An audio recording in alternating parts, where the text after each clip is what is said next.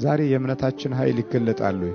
ማተባስረናል። አዎ እናስራለን። ጥሩ ጸሎት ግን አናደርስም፣ አንሰግድም፣ አንማጸንም። የመንፈስ ቅዱስ ኃይል ወደ ህይወታችን እንዲመጣ አንታገልም።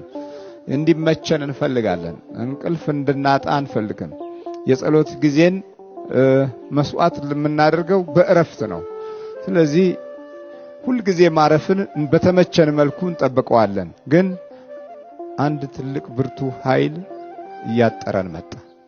ይሄ መንፈሳዊ ኃይል ወደ ውስጥ በሚገባበት ጊዜ የሚከተሉት ነገሮች ከህይወታችን ይርቃሉ። ፍርሃት ይርቃል። መንፈሳዊ ድፍረት ይመጣል። ሁለተኛ የምስጋና ኃይል እየጨመረ ይመጣል። እግዚአብሔርን እንወዳለን፣ እናፈቅራለን።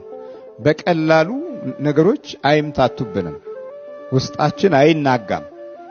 መንፈሳችን ሁሉ ውስጥ በኩል ቅዱስ ይሆናል። የውስጥ ልብስ እንለብሳለን። የውስጠኛውን ልብስ ሊያለብሰን የሚችል እግዚአብሔር ብቻ ነው። የላኛውንማ ምን ችግር አለ? ሸማኔውም ያለብሰናል። በመንፈስ ቅዱስ ኃይል ከውጭም ደግሞ ይለብሳል። ከዛ በኋላ ያለው ሁኔታ ከውስጥ በኩል ፍርሃት ከጠፋ፣ ሽብር ከጠፋ፣ ንዴት፣ ብስጭት፣ ሁከት፣ ውሃ ቀጠነ ከባህሪያችን ውስጥ ከተወገደ የዚህ የመንፈስ ቅዱስ ኃይል መግለጫ ስለምንሆን አሁን ክፉው ኃይል በእኛ ፊት ለመቆም አቅም ያጣል። ሰውን የጎዳ፣ ህይወቱን ያበላሸ፣ በረከቱን የነጠቀ፣ ተስፋውን ያጨለመበት ሁሉ አሁን የእምነትን ኃይል ያያል ማለት ነው። የእምነትን ኃይል ያላየ ትውልድ ሁሉ ጊዜ ሰው እጅ ላይ የወደቀ ትውልድ ነው።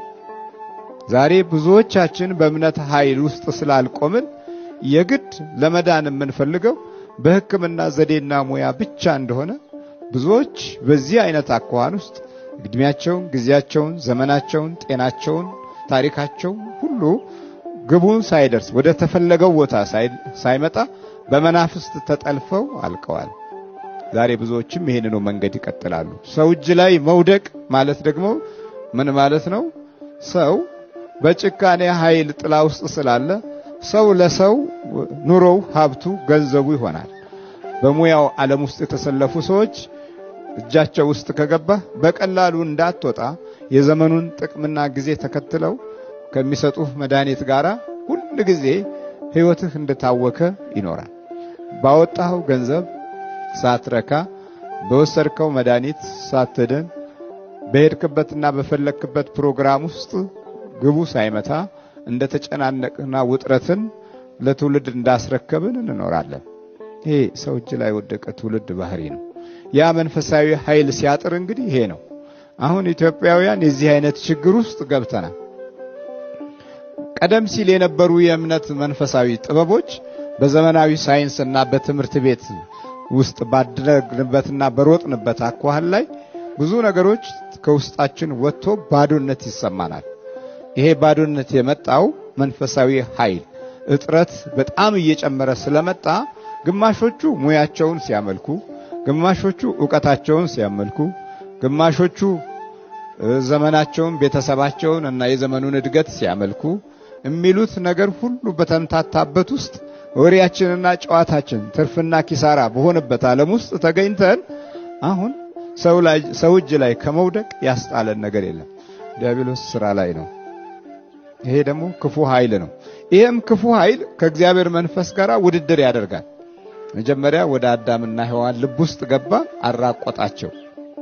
ፍርሃት የተሞላበት ህይወትን ጀመሩ፣ ስደትን ጀመሩ፣ መራቆትን አወቁ። ማስተዋል ከውስጣቸው ጠፋ።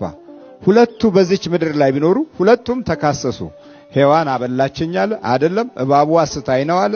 አዳም በራሱ ደግሞ እኔ ንጹህ ነኝ የሔዋን ጉዳይ ነው አለ።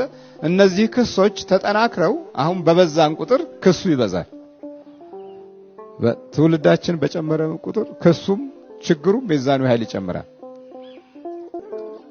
እና የዚህ መንፈሳዊ ኃይል እጥረት ስላለብን ሰው እጅ ላይ መውደቅ የተለመደ ዕጣዎቻችን ሆነ። በመናፍስት ያሉት ጉዳቶች እንደ ዘር ቆጠር ነው፣ ዘራችን ሆነ። ችግሩ ዘራችን ሆነ። አንዳንዶቹ ራስ ምታት የዘር ነው እንላለን። በቃ ከናቷ ነበረ አሁንም በልጇ መጣ እንላለን። ከዛ ሕክምናው ላይ ስለምንሄድበት ጊዜ ይጸድቅልንና ቁጭ ይላል።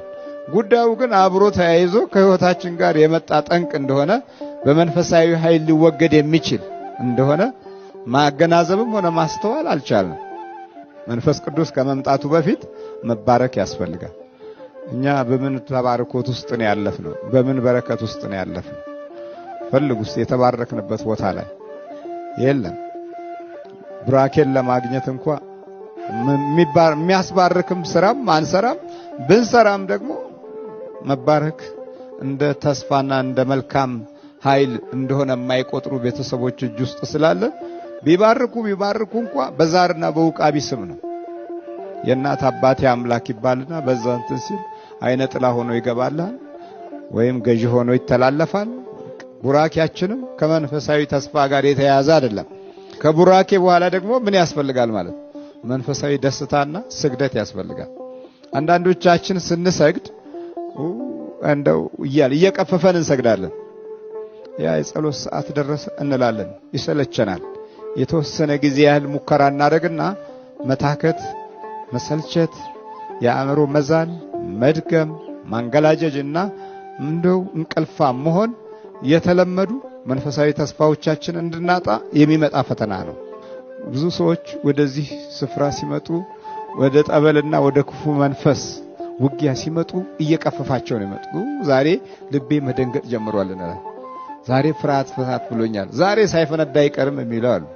ዛሬ እንጃለት፣ ዛሬ ቁርጥ ቀን ነው መሰለኝ እየተጨናነቀ ነው ይላል። ይሄ የጠላት ደስታን የመንጠቅ አንዱ አካሄድ ነው። ዳንኤል ወደ እሳት ውስጥ አልተጣለም። የገዢው አማካሪ ነበርና ሰለስቱ ደቂቅደን የሶስት አውራጃዎች ገዢዎች ነበሩ። በእሳት እንዲቃጠሉ ለማየት ብዙ ህዝብ ተሰልፎ እሳት ውስጥ ወረወሯቸው። ከዛ የእምነት ኃይል ተገለጠ። አራተኛ ሰው መጣ።